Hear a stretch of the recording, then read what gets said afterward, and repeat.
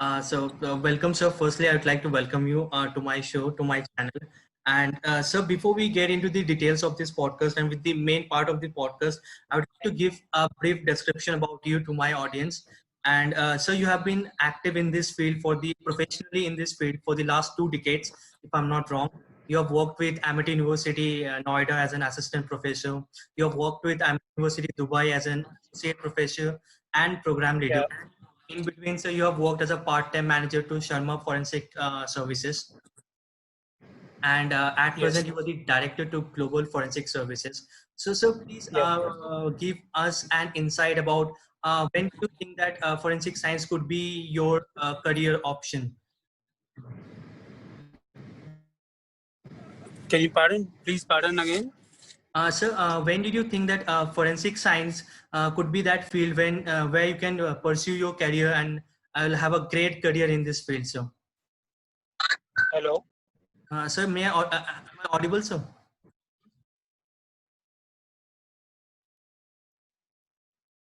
Yeah. Please tell me. Please repeat it again. Sir, I'm asking you that when did you think that forensic science could be that field in which you can build your careers and you'll have a great career in this field, sir? Okay. Since my childhood, I was watching these TV series, what you call Byomkesh Bakshi, and also I was very Yeah, much yeah. into detective kind of thing. But then I took admission in my masters after my bachelor's in zoology, botany, chemistry. I took admission in my masters in chemistry, and then Yes, I sir. Hindi by Dr. VC Mishra, who has been your teacher as well. Yeah, Okay, yes, so sir. he has given an article that about forensic science. So then I came to know that there is a course like forensic science which I can do. So I dropped my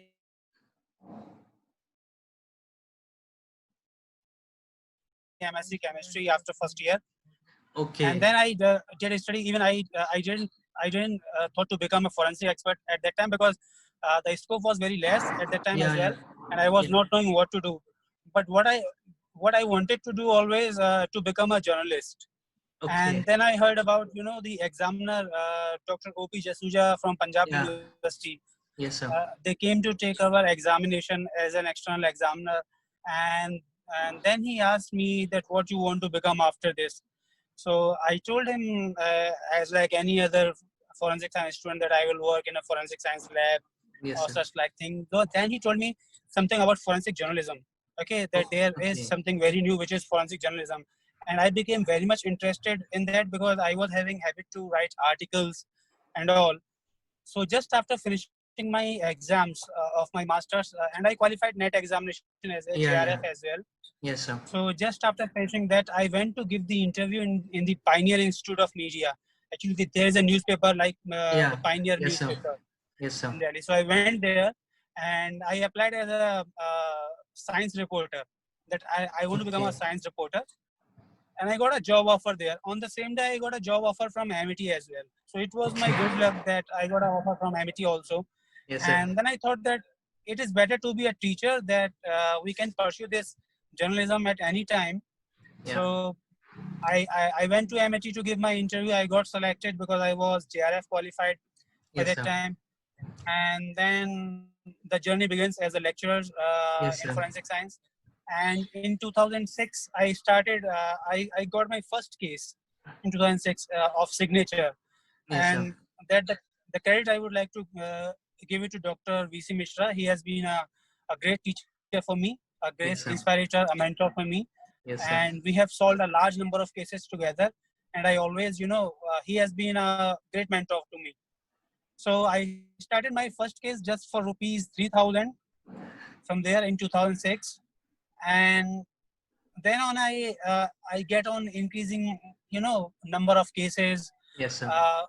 Most of the cases were in the area of caution document and fingerprint by that Sir. time.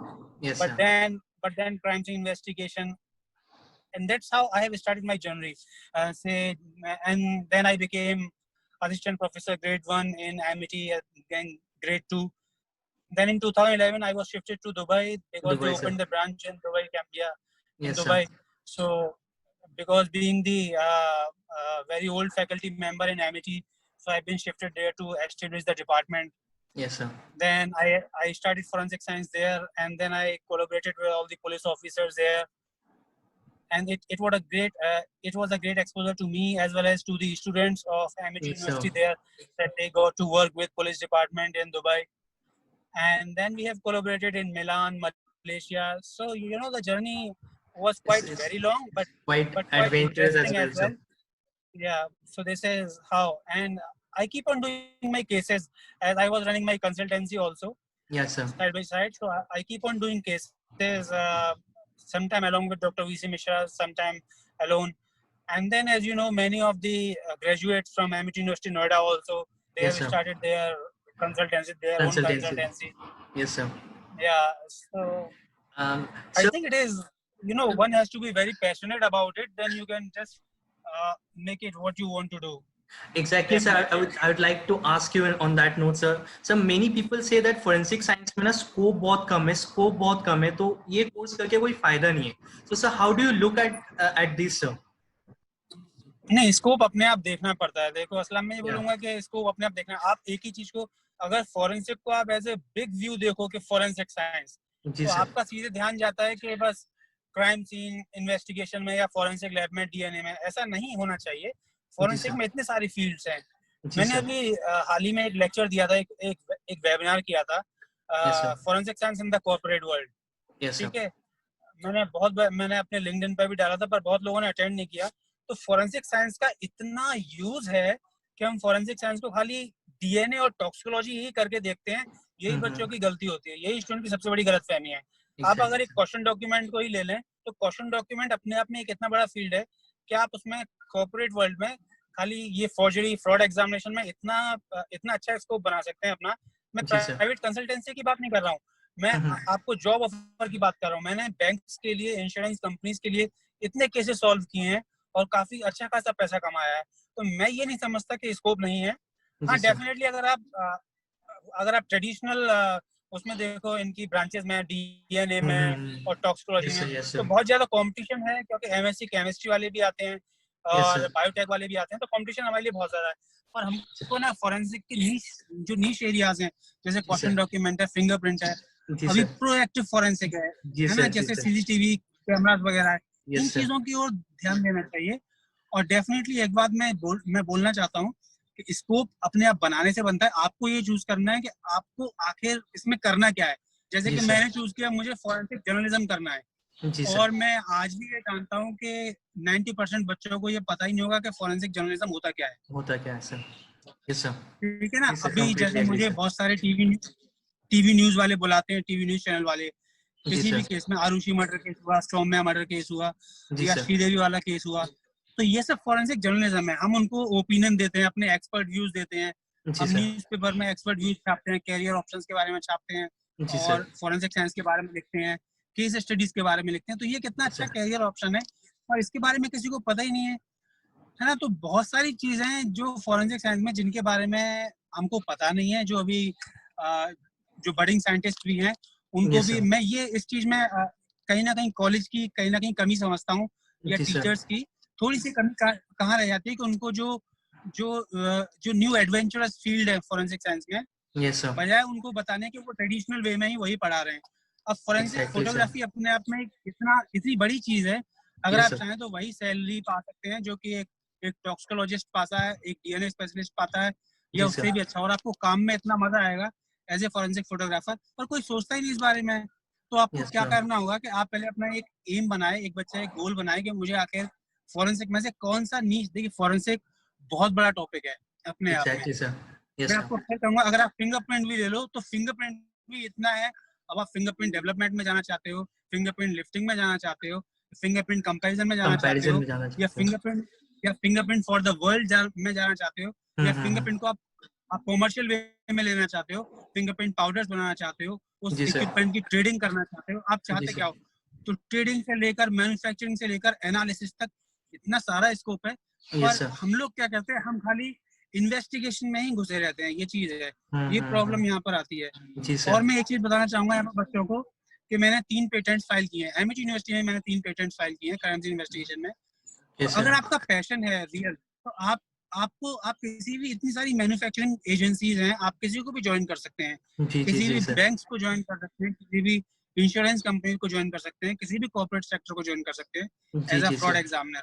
आपको करना क्या है कि आपको अपने masters के बाद या मास्टर्स के साथ ही कोई ऐसा स्पेशलाइजेशन कोर्स, या तो ऑनलाइन हो या कहीं से ऑफलाइन हो, वो आपको करना पड़ेगा जो जी आपको सर। उसमें हेल्प करे। जैसे कि किसी को अगर फोरेंसिक फोटोग्राफर बनना है तो खाली मास्टर्स ऑफ फोरेंसिक से काम नहीं चलेगा, पर जी सर। मास्टर्स ऑफ फोरेंसिक या बैचलर्स ऑफ फोरेंसिक होना बहुत जरूरी है। बहुत जरूरी है। ठीक है ना। Yes sir. इसके साथ साथ एक फोटोग्राफी का सर्टिफिकेट कोर्स हो जाए, चाहे निकॉन से हो जाए, कैनन से हो जाए, ऑनलाइन हम्म। कोर्सेज काफी चल रहे हैं, तो वो जी अपने सर। आप में एक इतनी अच्छी वैल्यू देता है कि आपको कहीं भी इजीली जॉब लग सकता है। जी ठीक सर। है। अगर जी आप सर। पहले से ये मान के चलोगे कि सबको डायरेक्टर ही बनना है फोरेंसिक लैब में, तो ये तो वाकई में बहुत मुश्किल जी सर। है ना। जी और सर सबको बिल्कुल कहीं सर। ना कहीं से स्टार्ट तो करना ही पड़ेगा।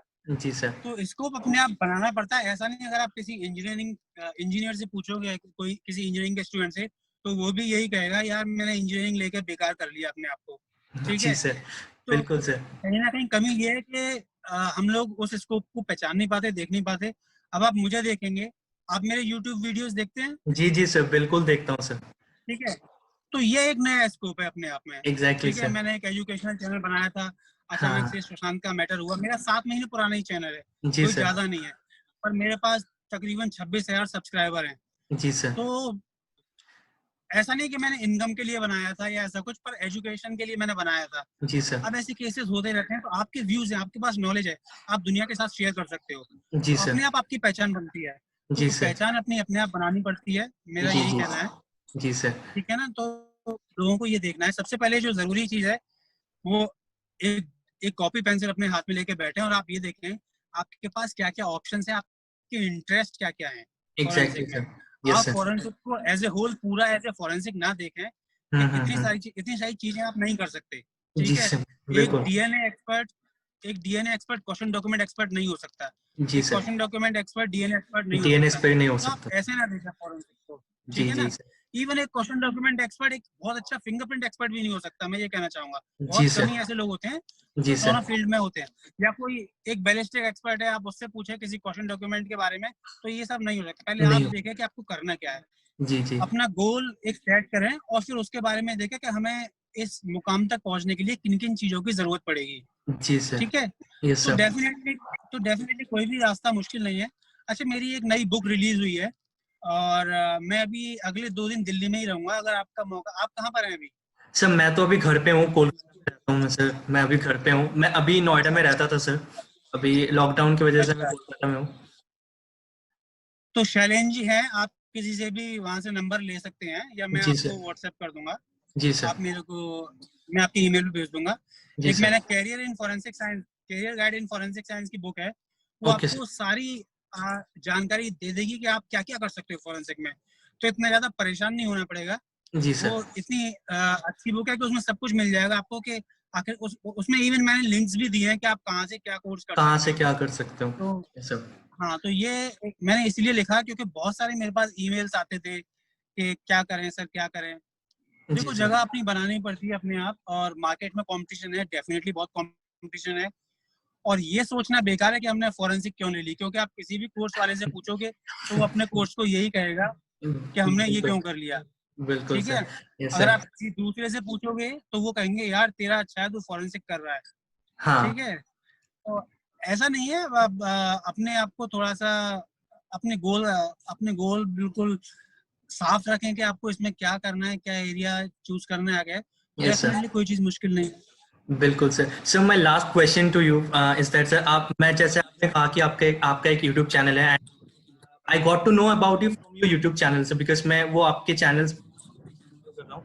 एंड सर मैंने एक चीज देखा कि आप बहुत बारीकी से एक एक एविडेंस को, जो सुशांत सिंह का केस हुआ है सर, आपने बारीकी से एक एक एविडेंस को आपने डिस्कस किया है। तो सर अगर हम उस चीज को इस वीडियो में करने जाए तो बहुत लंबा हो जाएगा, तो मैं आपको बस एक पूछना चाहता हूँ सर, आपको क्या लगता है सर, ये एक सुसाइड है या फिर एक मर्डर है? देखिए, मैं मर्डर सीधे डायरेक्ट नहीं बोलूंगा, पर सुसाइड एंगल मुझे बिल्कुल नहीं लगता है। इसमें ओके। सुसाइडल एंगल बिल्कुल भी नहीं है, क्योंकि बहुत सारी कमियां जो लैक्यूनास ऐसे रहे हैं पुलिस के हम्म। स्टार्टिंग पॉइंट से।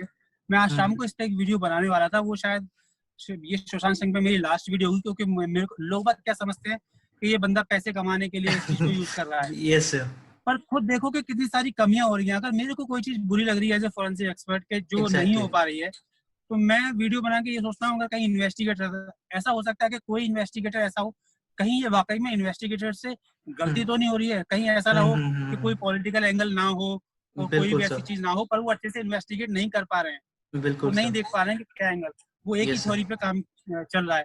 आप यस सबने सर, लॉ ऑफ प्रोबेबिलिटी पढ़ा होगा, तो हम लोगों यस को सर, एक ही यस सर, प्रोबेबिलिटी पे काम करना तो बहुत ही गलत है। यस ठीक है, सर, अब यस आप सर, पहले से इसको सुसाइड लेके चल रहे हो, जबकि सारे एविडेंसेस देखने से ही कोई भी फॉरेंसिक एक्सपर्ट होगा, मेडिकल एग्जामिनर होगा, वो देखने से ये कहेगा कि ये सुसाइड लगता नहीं है। तो जी जरा सी सर, भी शंका मन में आ जाती है तो इन्वेस्टिगेटर्स को दूसरी थ्योरी लेके पक्का चलना चाहिए। ये तो बिल्कुल गलत है कि आप सुसाइडल थ्योरी पर ही चल रहे हो, उसी से इंटेरोगेट कर जी रहे हो, सर, तो आपको ये प्रूव करना है। ये तो एक प्रूव करने वाली बात हो गई कि सुसाइड ही बिल्कुल प्रूव सर, करना है। ठीक है, बिल्कुल सर, यस हमको सर, एज ए इन्वेस्टिगेटर ये देखना है कि वेदर इट इज सुसाइड और नॉट, पहले तो जी ये है। सर, जी सर, फिर फिर बाद में बात आती है कि अगर सुसाइड है तो क्यों है, जी होमिसाइड है सर, तो क्यों है। जी अगर हम सर, पहले से ही ये कहेंगे ये सुसाइड है, अब हमें ये पता लगाना है कि ये क्यों है, तो हमने पहले से ही बिना इन्वेस्टिगेशन के एक थ्योरी बना ली, तो मैं इस हम एंगल को बिल्कुल गलत मानता हूँ।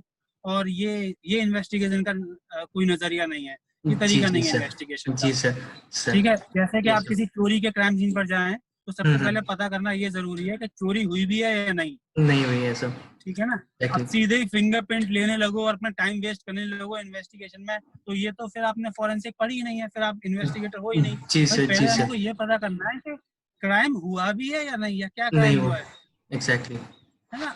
अब कोई क्राइम ही नहीं हुआ है वहां पे, मैं एक केस में गया था, एक चोरी के में, बहुत पुरानी बात है, तो उसी आदमी ने अपने आप अपने घर से कुछ ज्वेलरी चोरी करके मुझे फोन किया और बुलाता है कि मेरे घर पे मेरे को मेड पे शक है, उसके हाँ, हाँ, फिंगरप्रिंट ले लो, ये ले लो, वो ले लो। हम्म, और तो मैंने देखा कि जब मैंने फिंगरप्रिंट लिए, तो जब मैंने फिंगरप्रिंट कंपेयर किए, तो मुझे उसके अलावा किसी और के फिंगरप्रिंट ही नहीं मिले। तो मैं अभी भी चोरी की थ्योरी पर क्यों काम करूं।